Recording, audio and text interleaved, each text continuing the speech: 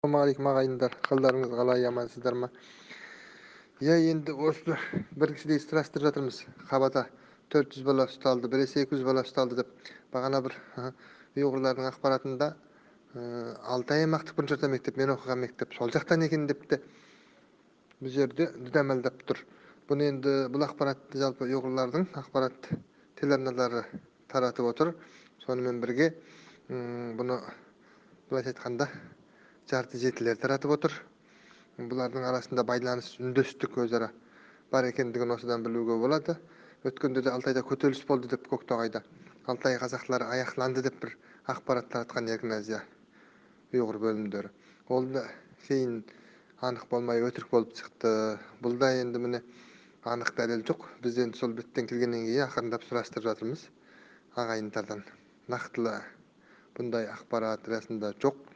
Сонда бұл өткенде бұл әңгімені таратудан бұрын алтайлықтар ойбай андай мындай, алтайлықтар қорқақ, мақтаншақ деп жарты бір өсек айтты. Ал ол өсегінің алдартында және іле-шала сонымен қатар қабада 400 оқушыны ұстап кетіпті. Және ол 400 оқушының шошқаның етін жеуге мәжбүрлеген үшін, көтеріліс жасаған үшін, қарсылық жасаған үшін ұсталды деген әңгімелерді жартыжылдар екеуін қатар таратты. Сондағы мақсаты бұл жерде алтайлықтарды Қытайға қарсы қою, жартының намысқа тиіп өтірік әңгіме таратып, ал өткенде құлжалықтардың намысына тиген қытайшылдар мынадар деп. Жалпы алғанда бұл жерде жартының бір мақсаты бұл жерде арыз жинау, арыз қабылдау мәселесі шешу емес, көбінесе Қытайға жалпы Орта Азия территориясында қырғыздармен де сәйкес, қырғыздармен де жұмыс жасап жатыр бұлар.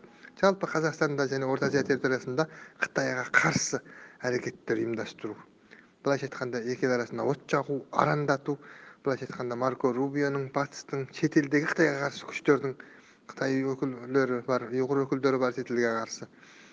Басқа Американың қатысты адамдары бар, осы істі қолдайтын, осы функциямен айналысатын. Солардың тапсырмасымен, солармен былайша айтқанда тіл біріктіріп, Қытайға қарсы әрекеттер ұйымдастыру мақсаты. Сол болып тұр. Айдап салу, жалпы қазақтарды болсын, қырғыздарды болсын. Сол мақсат анық көрініп тұр. Абайлау керек бұл істен.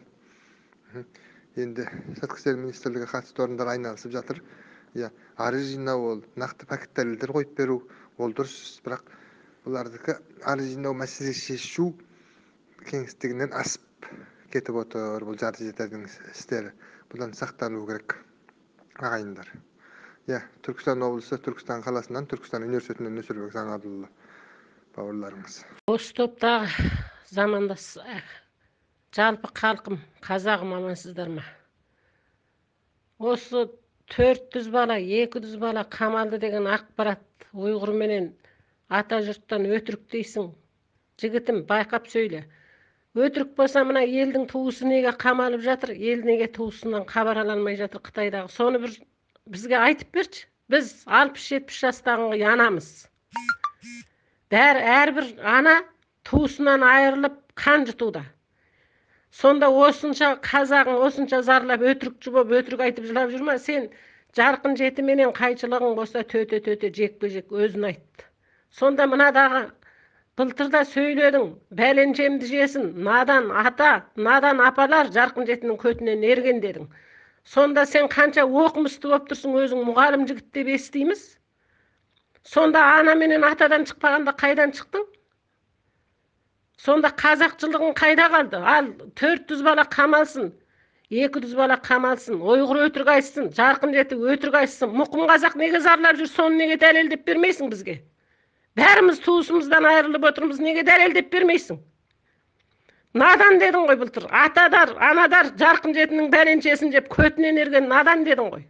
Соны надандығымызды енді көрсетіп бер. Біз алды 80-ге келген дүзге таяған ата мен ападан шықпаған иттен туыбынан шығып бедің. Осыған бір жауап берші. Мына қалың қазақ неге зарлап жылап жүр? Бірақ өтірікші болып өтірік жылап жүр ме жарқын жетіге барып?